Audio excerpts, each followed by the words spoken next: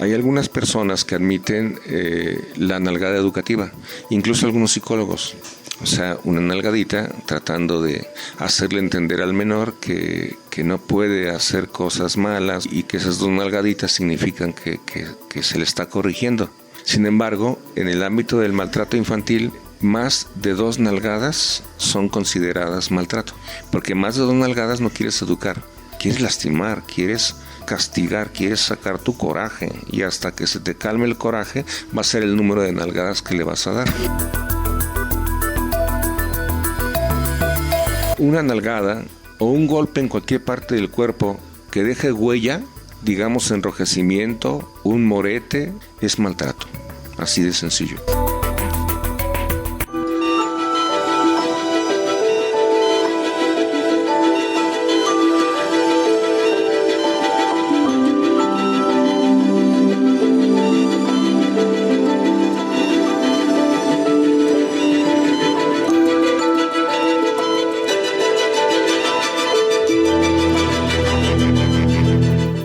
Cuando hablamos de maltrato infantil, rápidamente pensamos en golpes y agresiones físicas, pero los malos tratos van desde acciones ejercidas por los mismos integrantes de la familia que atentan contra el desarrollo saludable de un niño, como necesidades médicas, alimentación, educación desde casa, inclusive el trato que se le brinda desde antes de que llegue a este mundo.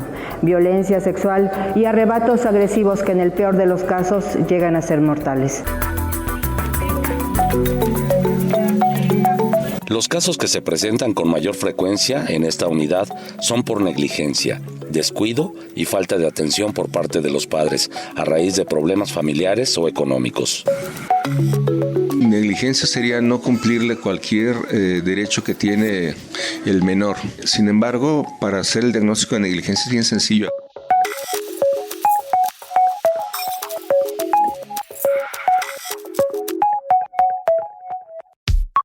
Agarras el cuadernito y puedes empezar desde antes de nacer. ¿Deseado? No.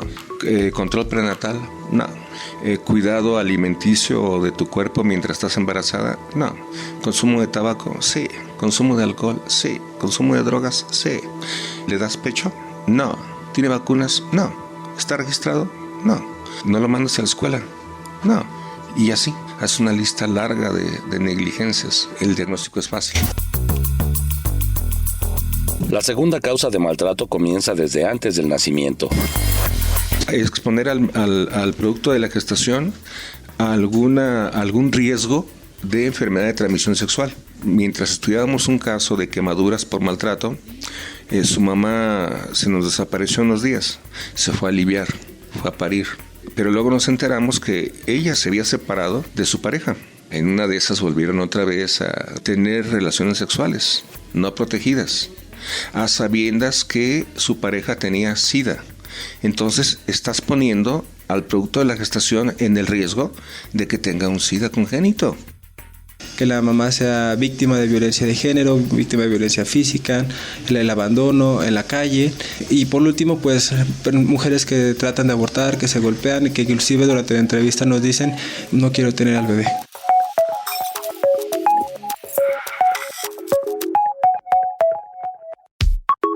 Sí hay patrones que se repiten, muy característicos en familias que viven violencia intrafamiliar, que es el consumo de drogas, padres ausentes o padres periféricos, que se le consideran que son padres que nada más vienen, están un rato, inclusive dan una cuestión económica y se vuelven a retirar.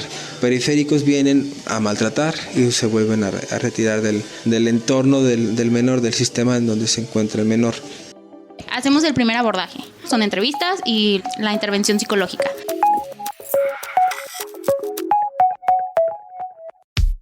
Sí, indagamos mucho en lo familiar, en lo económico, en lo social, dónde se desenvuelven, cómo se los tratan en la escuela, todo. La rutina del niño, la rutina de los papás. Debes de sentir empatía por el que está enfrente de ti. Si no has pasado por eso, pero lo puedo pasar contigo, o sea, te estoy dando acompañamiento. Pero sí debes de ponerte un poquito en su lugar. Todas las fracturas a la mitad de los huesos, las fracturas de costillas y de columna son fracturas que los médicos deben de sospechar maltrato hasta no demostrar lo contrario. Es la cosmovisión del país. Hablando del maltrato infantil, la manera de educar en el país es mediante los golpes. no se denuncia porque lo consideran parte de las enseñanzas y de los métodos de aprendizaje de los niños. Viene desde la cuestión de concepción social, de los memes que hay en las redes sociales, legitimar la violencia en contra de los niños con respecto a las chanclas, la chancla habladora, o de la mamá que avienta la chancla y le pega al niño y dices, ¿qué tino tiene la mamá? En vez de decir, ¿por qué está educando de esta manera la mamá? La piel de los niños es más sensible y es fácilmente que haga algunos moretones. Por fortuna, algunos moretones toman alguna figura en relación a qué ocasionó el morete. De los dedos de la mano pueden ver, este niño fue golpeado con los dedos. También puedes ver que lo que le ocasionó eso fue, por ejemplo, en este caso es una hebilla de un cinturón. Por ejemplo, aquí pues es fácil ver que aquí a este niño, este golpe se lo dieron con un cable doblado. El maltrato físico deja marcas muy notables en la frágil piel de los pequeños, por lo que es fácil de identificar. Porque ya tenemos lesiones, hay quemaduras, hay golpes con ganchos, con cables, niños de menos de un año que les apagan el cigarro en la piel, pues vaya, lo que tenemos que hacer es trabajarlo. Y digo, apegándonos a derecho, porque al final de cuentas nosotros como institución estamos obligados a dar parte a las autoridades. Alguna quemadura por un cuchillo, o sea, pues ves ahí el cuchillo pintado, o una plancha pintada, o las quemaduras en genitales, golpearlo con un gancho de colgar ropa, con un cacerolazo, mordidas, y tú si no eres médico, si eres maestro, si eres psicólogo, si eres lo que seas, pero ¿entiendes esto? Si le encuentras forma, dices, esto es maltrato y no ocupo preguntar ni cómo se llama el niño, ni dónde vive el niño, ni quiénes son sus padres. Es maltrato y punto. Y entonces ahí lo que te correspondería pues simplemente sería dar lugar a las autoridades. Para el equipo, su labor no termina en la atención clínica. Tras derivar el caso a las autoridades legales, buscan la manera de apoyar en la resolución de las sentencias y brindar apoyo psicológico, ya que como última opción se busca algún albergue, pues lo ideal sería que el menor permanezca con sus padres o algún familiar cercano.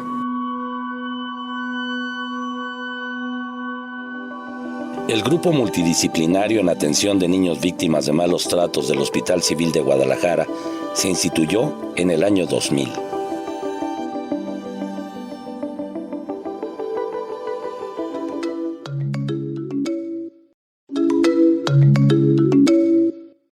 Educar con severidad o de manera estricta nunca debe acompañarse de golpes y correcciones agresivas.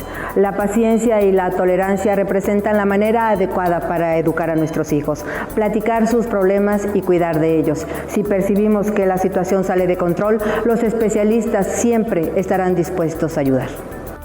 La forma más terrible y en muchos casos mortal de maltrato físico infantil es el zarandeo. Este síndrome del niño sacudido se da con mayor frecuencia en niños recién nacidos y hasta los 2 años de edad. Los individuos que tienen poca tolerancia a la frustración y luego los dejan solos con el niño mientras van al mercado, a la farmacia o algo, a la tienda o algo, y el niño empieza a llorar con un llanto incontrolable, o está haciendo muchas travesuras y pues se crispa, no aguanta el estrés y se crispa a su padre o su cuidador, lo agarra del pecho y lo zarandea, ya cállate. La brutalidad de este acto consiste en sujetar al niño por el tórax.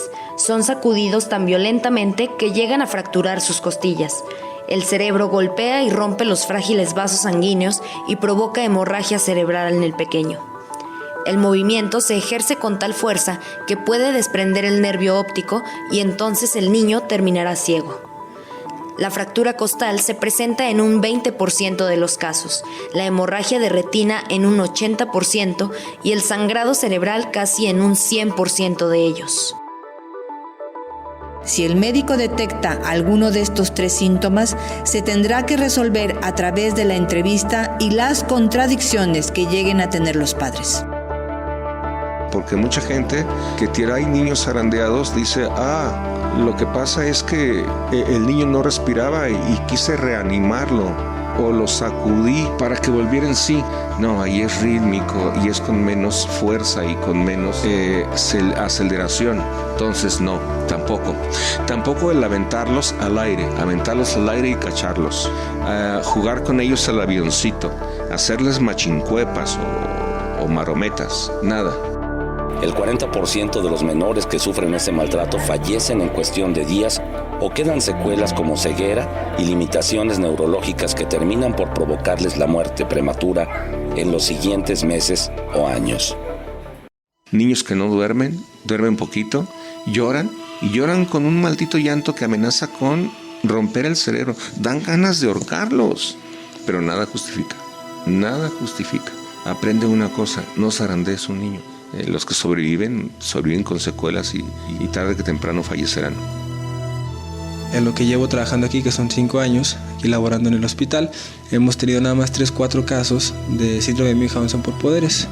Es de los más raros que existen, pero también de los más difíciles de diagnosticar. Este síndrome se da cuando los padres enferman de manera premeditada a los niños para que permanezcan hospitalizados. El síndrome de Münchhausen por poderes es una forma de maltrato en donde generalmente es la mujer la que lo ocasiona. Algo hay en su mente, lo hace inconsciente. Para estar en el hospital enferma de una manera real o de una manera ficticia al niño. Han existido casos de aplicaciones de medicamentos tóxicos o sedantes, todo con el hecho de estar en el hospital, y aunque el niño se dé de alta, las madres inventan fiebres, convulsiones y otros síntomas para regresar. Por ejemplo, tuvimos un caso de una paciente que tiene diabetes y la mamá, antes de traerla al hospital a revisión médica, le daba de comer pasteles. Entonces llegaba aquí con la glucosa alta y pues tenía que ingresarse de urgencias, hasta que en un momento, pues en una de las entrevistas, pues la niña verbaliza todo esto y fue cuando detectamos el Münchhausen y lo tuvimos que trabajar. Al final de cuentas, la niña está en casa, la mamá está recibiendo tratamiento psiquiátrico, hasta lo último que supe con ella, está recibiendo tratamiento psiquiátrico y está siendo visitada por el DIF periódicamente, justamente para evitar que vuelva a surgir esta situación de patología. Incluso a veces son sorprendidas dentro del mismo hospital. En algunos lugares donde usan cámaras ocultas, durante la noche sorprenden, por ejemplo, a la mamá inyectando acetona en el músculo. Pero otras veces hemos tenido 4 sospechas en Münchhausen y, por ejemplo, en uno logramos demostrar que no lo era y los otros 4 en ese año murieron. La pregunta es, ¿murieron o realmente los mató su mamá al ejercer Münchhausen por poderes? El tercer lugar que vemos es abuso sexual, desde toqueteos, contactos inadecuados, abuso sexual con maltrato físico, a través de mordidas, moretones, fracturas, hemorragias, hasta violaciones, y violaciones incluso con la muerte final del paciente.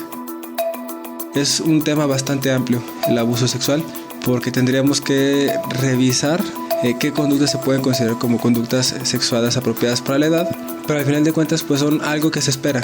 En los niños, juegos sexuados, que jugar a la escuelita, jugar a los papás, y ahí pues nuestro trabajo como grupo, en este caso como parte de psicología, es revisar si realmente estos juegos son meramente una exploración al entorno o es algo que ya hayan aprendido o que haya sido realmente una agresión por parte de un adulto.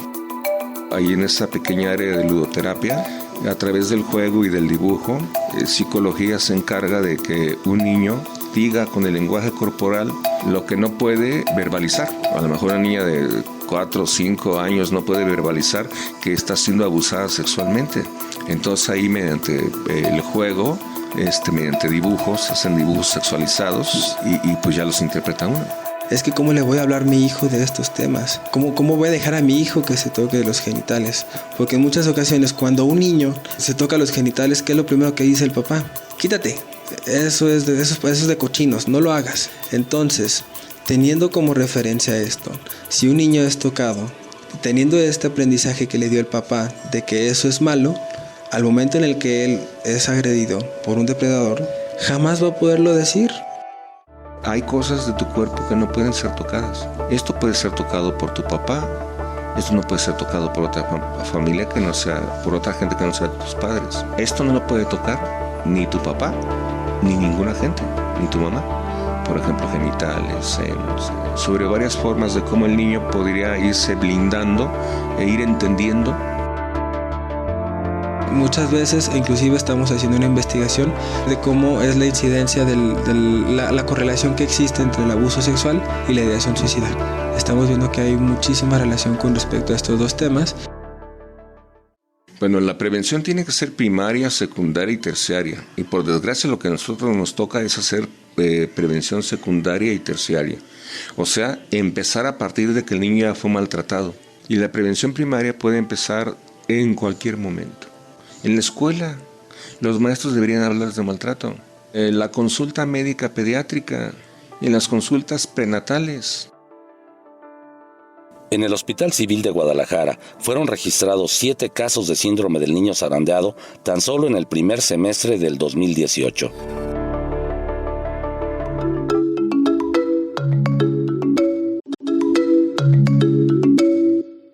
El primer caso que me tocó fue un caso, nos dimos cuenta, la niña de 14 años había sido abusada sexualmente por el padrastro, pero a los 14 años ya no se dejan, ya están grandes, ya tienen fuerza o ya se van de la casa o hacen cualquier cosa. Y nos dimos cuenta que estaba abusando desde los 6 años y la mamá lo sabía. Le digo, señora, pero ¿por qué permite eso? Pues alguien tiene que mantenernos. Bueno, tienen que tener una figura paterna. ¿Una figura paterna con ese monstruo? A pesar de que tengamos un nivel cultural de clase alta o de una situación económica más elevada, existe el maltrato infantil también en estas esferas, pero se invisibiliza más. Justamente porque es yo de renombre, ¿cómo voy a decir que mi hija fue agredida sexualmente? Yo de renombre, yo porque vivo de lo que me da mi esposo, voy a decir que mi esposo está agrediendo a mis hijas o agrediendo a mis hijos. Entonces, ¿qué hago? Me callo. En ocasiones, por la cercanía del agresor a la propia familia o las represalias que él pueda tener hacia ellos, se silencia cualquier tipo de abuso. Nos preocupa el bienestar del niño, tanto físico como emocional, y de la familia, porque si la familia está bien, también está bien el niño. También trabajo social le da acompañamiento a la familia, apoyo más que nada. No queremos que se sientan como juzgados, queremos que se sientan apoyados, o sea, por alguien. Les damos citas de seguimiento con fines de ayudar a la familia para que no vuelva a cometerse o se reduzca el maltrato.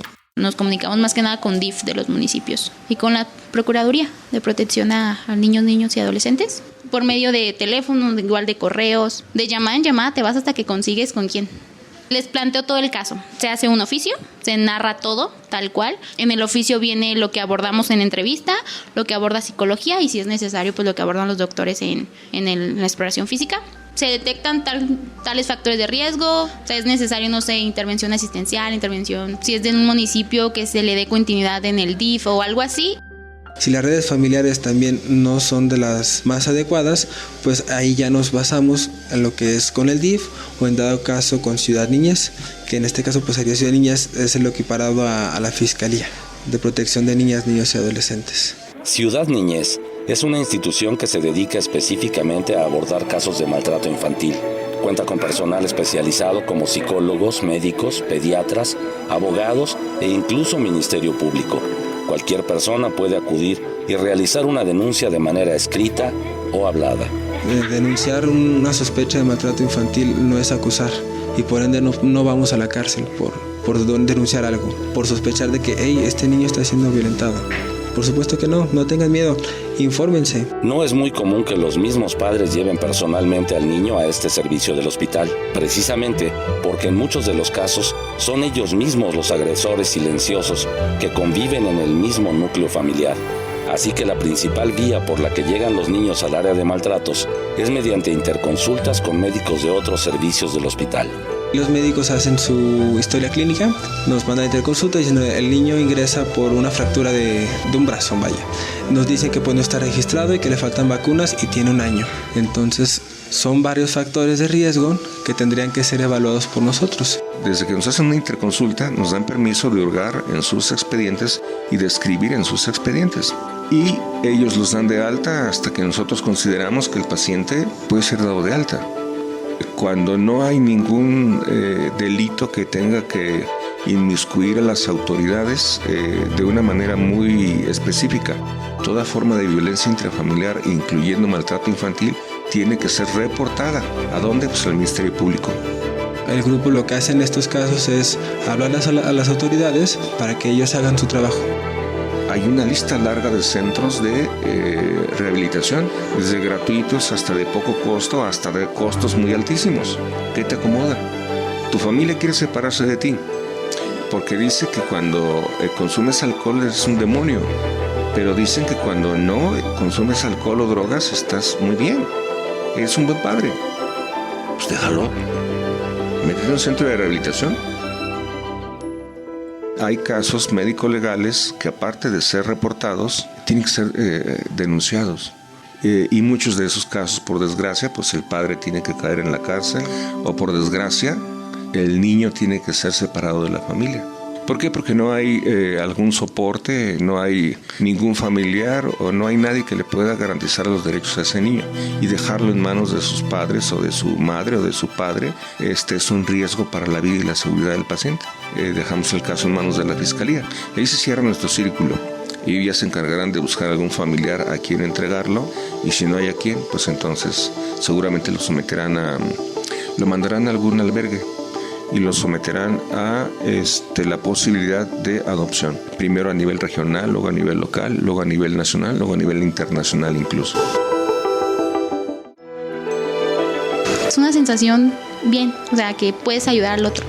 Yo digo que estoy aquí por egoísmo, porque al hacer este trabajo me siento bien conmigo, porque sé que no estoy nada más viéndolo pasar, estoy haciendo algo que de verdad me incomoda y algo que lo ves y te duele. Y así te tapes los ojos, el maltrato infantil existe, está aquí. Pero sí es como muy crudo y muy cruel los casos que se ven aquí. Y el hacer algo por eso, a mí me satisface, a mí me llena. Si algo estoy seguro es que aquí en este hospital, es una institución de salud, pero yo lo veo más bien como una casa para los niños. Una casa en donde se pueden, a pesar de todo lo que hayan vivido, son bien recibidos aquí y tenemos un sinfín de casos de éxito.